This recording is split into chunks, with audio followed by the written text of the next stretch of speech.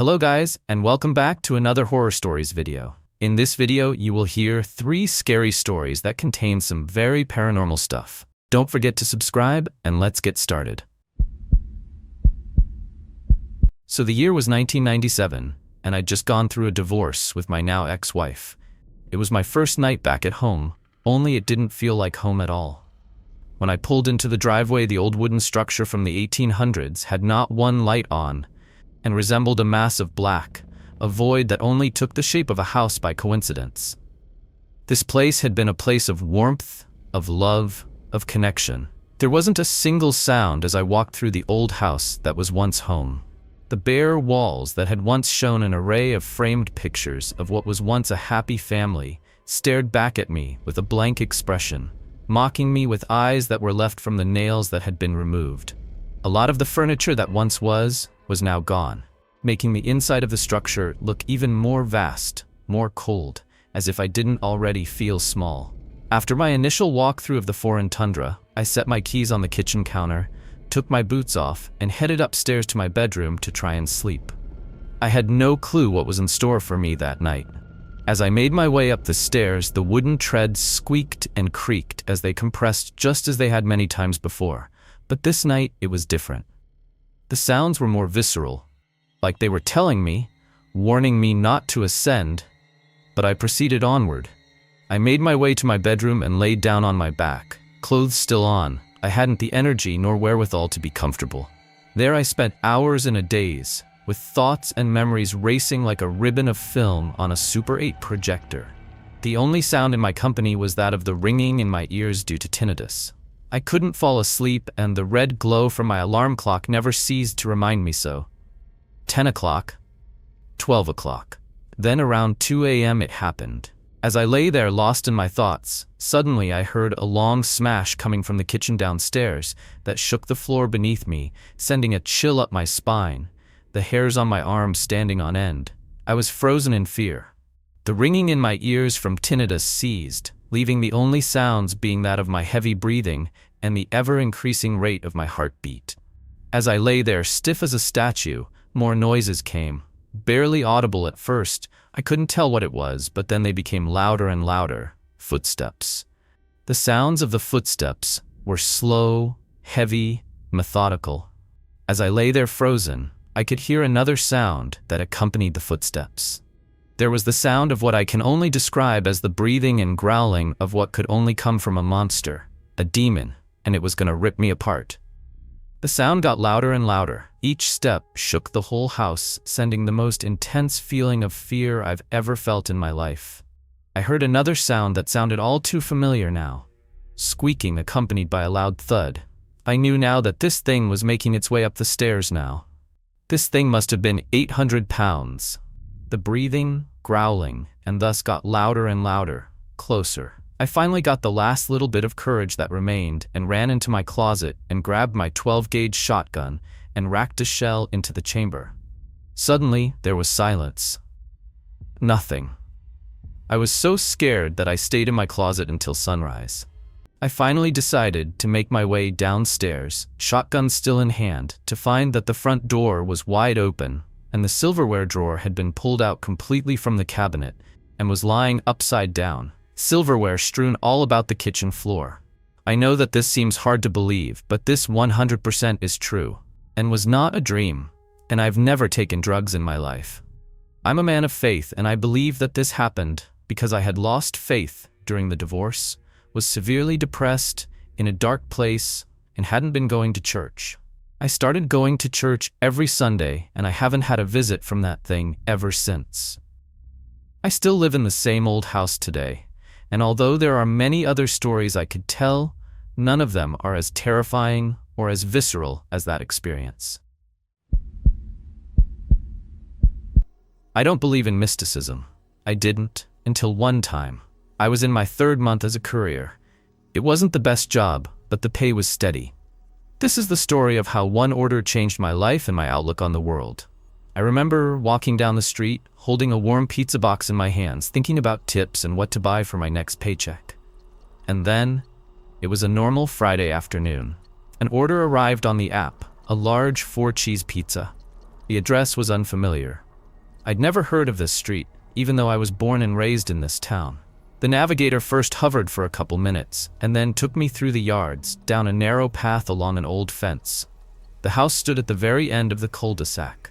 The 9-story building looked abandoned. Black window openings, a peeling facade, the door a little askew. Inside, there was a non-functioning elevator, rusty mailboxes, stale air, trash in the corners, and dead silence. As I write this now, it all seems ominous. But back then, I wasn't wary.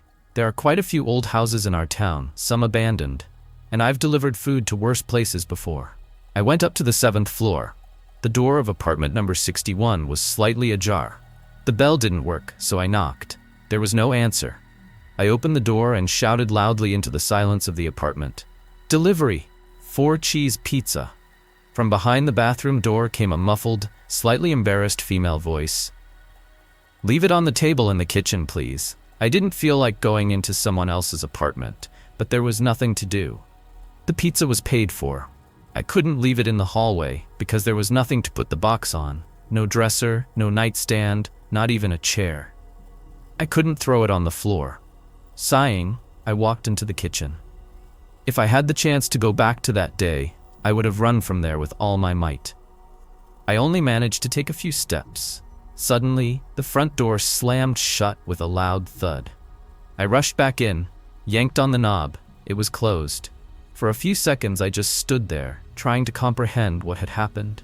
Then I knocked quietly on the bathroom door. I was embarrassed to disturb a woman at such an inopportune moment.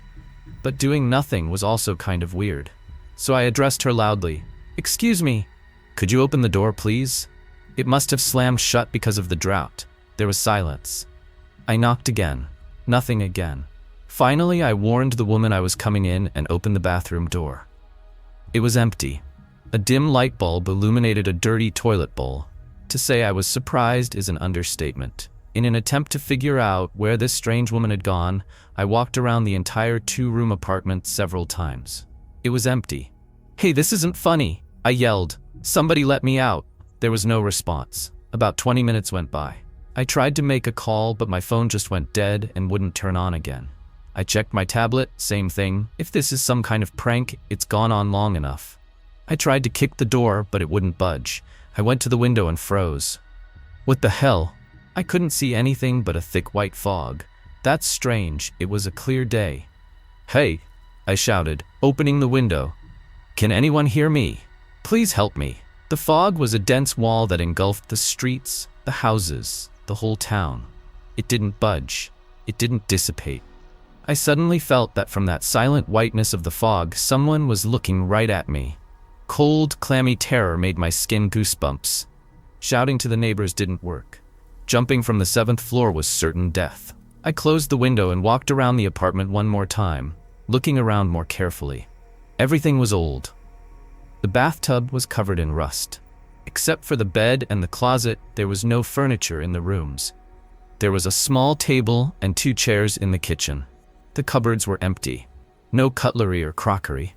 I came to the conclusion that no one had lived here for a long time. Several times I felt as if someone was standing behind me. At those moments, my skin would get icy goosebumps, and the hair on the back of my neck would stand on end. But every time I turned around, there was no one. I didn't have a watch, so I don't know exactly how much time had passed. It felt like 5 hours. But nothing had changed. No one had opened the door, the same white fog outside the window. It should be dark by now, though. Surprisingly, I was neither hungry nor thirsty. It was as if all my body's needs had shut down. But I decided I had to eat, even if I had to force it. I opened the pizza box and almost threw up. The pizza was covered in gray-green mold, as if it had been sitting on the table for a month. It smelled rotten. In the corner of the box lay a curled and withered dead fly. I didn't just feel disgust, I felt existential horror. How is this even possible? I slammed the box shut and threw it away from me. Then I quickly got up and went to my room. I didn't want to be near that abomination. I didn't want to sleep either. I just lay on the bed. My mind was spinning with questions. What is this place? What the hell is going on here? And how do I get out of here? I closed my eyes. There was a quiet rustling, scratching, and some kind of snake-like hissing behind the wall. I pounded on the wall, begging for help because I thought it was the neighbors coming home. But no one helped me. Eventually, I just fell asleep in bed, on the dusty bedspread. I fell out of reality for a few hours. I was awakened by the click of the lock on the front door. I jumped out of bed and rushed to the exit. And then I heard the same female voice. Its owner was still out of sight. It came from behind the wall. "You're free to go. I'm sorry I did that to you. I was very hungry." "Who are you?" I screamed. "There are no words in your world to describe me. Go away." Before I changed my mind, I didn't waste any time. I just ran down the stairs as fast as I could. The stairs seemed endless. I hadn't thought about what her words meant. I was hungry. What was that about? The pizza was still intact. I didn't want to believe in a mysterious creature from another world. I still preferred to think of it as an odd prank or some stupid social experiment. The stairs beneath my feet seemed endless. When I finally jumped out of the entryway, I felt very tired. My knees ached, and my back suddenly ached, as if I had been sleeping on rocks instead of a soft bed. I was terribly hungry and thirsty.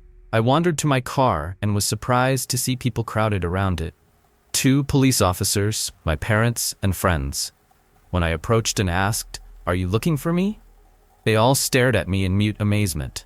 Only my mother screamed and began to fall to the pavement. Her father managed to pick her up. The police officers looked at me and at the flyer with my picture. My best friend opened his mouth as if he wanted to say something, but changed his mind. The cigarette fell from his lips. Then everyone started asking me what had happened. It turned out I'd been gone for 4 days. Everyone close to me was looking for me, first on their own, then with the help of the police, who eventually found my car in the yards. I told everything as it happened, about my imprisonment on the 7th floor of the strange house, about the voice of the mysterious woman. But when I turned around to point to the house, I found that it had just disappeared. And that's when I got really creepy. The air around me was clammy, thick, and I gasped in chilling terror. But it got even creepier when I looked in the mirror. At 25, I looked almost the same age as my parents. Gray hair, wrinkles, tired eyes. I didn't immediately realize it was really me. I remember screaming desperately, shrilly, like a wounded animal. Months have passed since then. I don't work as a delivery boy anymore. And I don't eat pizza. I'm trying to move on, getting used to my changed body, learning to look in the mirror at my face without feeling disgusted. Sometimes they give me a seat on public transportation, and inside, I'm still 25. As you might expect, no one believed my story. The doctor said it was progeria. It's also called Hutchinson-Gilford symptom. It's a rare disease where young people age rapidly. I listened to what they said, but I knew in my heart it wasn't a genetic defect. That creature had drained me of my youth, whole years of my precious life. I often wonder why it spared me. Why didn't it drink my life to completion? The satiation? Or pity? It's like there was something human about her. Maybe she was human before she turned into something else. Maybe she's still around, not kind, not evil, just different. We live our lives believing that everything in this world is plain and simple. That a city is made up of houses, streets, and people. But there are places you should never enter, and doors that should be left closed. Now, I'm sure that reality is not what we see. It's just a thin veil that hides things we don't have words for. I'd say I'm a skeptical man, or well, I was until that day. I used to live with my wife and our son in a small house in the countryside, surrounded by low hills and trees that the wind made sing at night. When she died, officially an accident, though deep down I knew it wasn't, it was just me and my son left. He was 7 and reminded me so much of her. At first it was hard.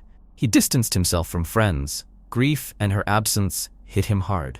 He walked around the house in silence, always with slumped shoulders, and his voice would falter whenever he mentioned his mother. It was miserable, as a father, not being able to comfort my own son. I tried everything, sweets, toys, trips to his favorite places, but nothing seemed to work. A few months later, I got a job offer. It was far away, and I decided it would be our fresh start. We packed up and left, hoping for a better life. The town was small, surrounded by farmland and hills blanketed in morning fog. There was something peaceful and soothing about the place. At first, I liked that. It seemed like a good place to start over. I managed to rent a cheap apartment, about 15 minutes by car from work. Things seemed to be getting better. My son was slowly starting to smile again and would play at the park near the building. Little by little, life started to fall back into place.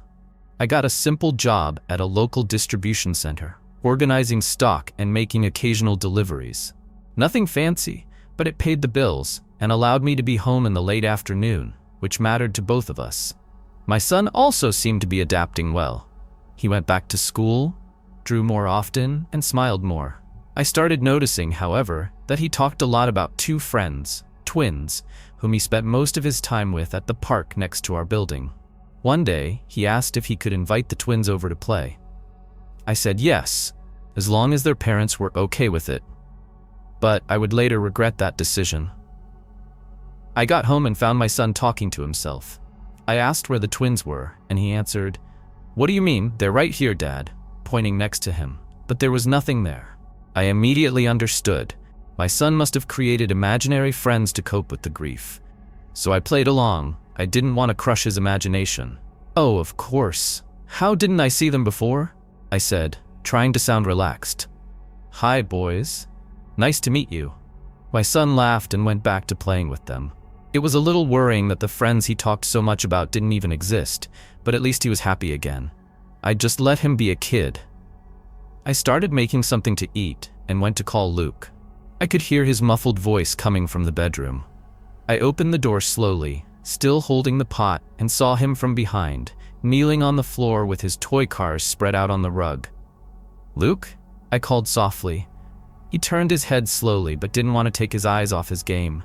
He looked at me with a small, shy smile. "The twins said they're hungry too." "Oh yeah?" I smiled back. "Then I'd better make more food." He laughed loudly, happy. "They liked you, Daddy." I went back to the kitchen and started setting the table, a plate for me and one for my son.